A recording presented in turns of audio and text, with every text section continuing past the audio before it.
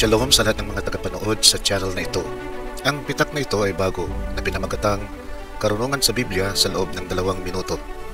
Bahagi ng pitak na ito ay gagawin din nating short, kaya't magsimula na tayo. Tayo ay sisigoy muna patungkol sa pagsasanib ng mga dispensasyon. Ito ay nangyayari kapag ang bahaging dulo ng kasalukuyang dispensasyon at ang umpisa ng susunod na dispensasyon ay nagpapang-abot o mistulang nagsasanib.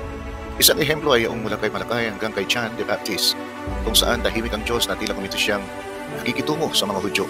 Subalit hindi, dahil may mga palatandaan o propesiya na dapat maganap pa, tulad ng pagdating ni Elias at ng Bisaya, ayon sa Malakay chapter 4 verse 5 hanggang 6 at Isaiah chapter 61 verse 1 hanggang 2. Ganon din mula sa mga Hudyo patungo sa mga Hintil. Ang palatandaan naman ay Daniel chapter 9 verse 25 at Romans chapter 11 verse 25. Sa pamamagitan ng mga palatandaan na ito, hindi tayo malilito kung ano ang umiiral na dispensasyon.